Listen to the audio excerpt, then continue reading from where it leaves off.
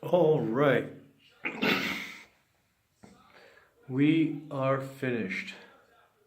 And of course, you'll have the most work around things like baseboard heaters, cracks, um, holes in the wall where you would, move a bike or bump a table or chair, light switches. There's always work around light switches, door frames, things like that.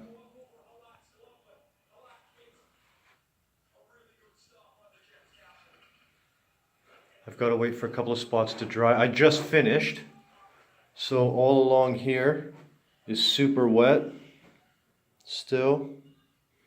And along here, this is all wet still. As you can tell, I can do this. See? Focus.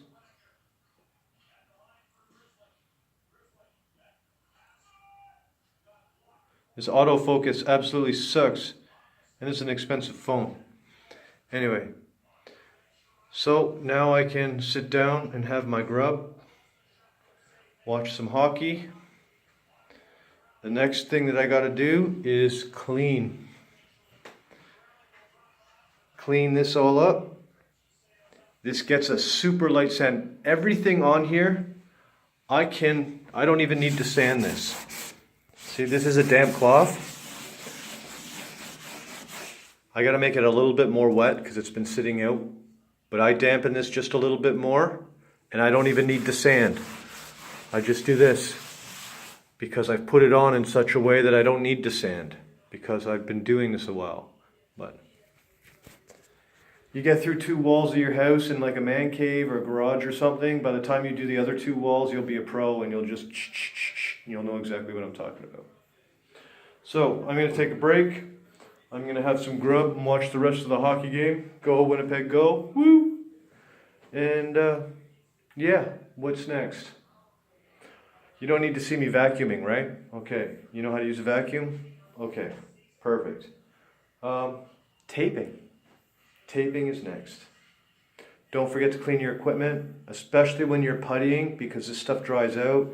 Make sure your putty is sealed proper, and don't keep this stuff inside your putty, because this dries out, it gets all crunchy, and then when you try and spread, you get lines in your spread. It's no good. So what you want to do is keep your edges clean.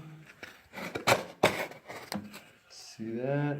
Let's just scrape it off and put it in the trash.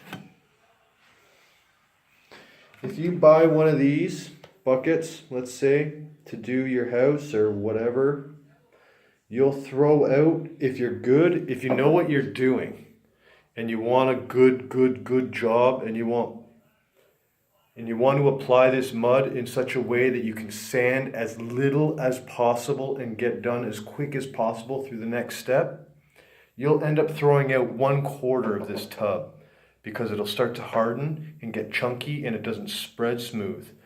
And then it gets on, and then you put it on the wall thick, as well as having lines and stuff, and then you got to sand more off, and then you get dust everywhere.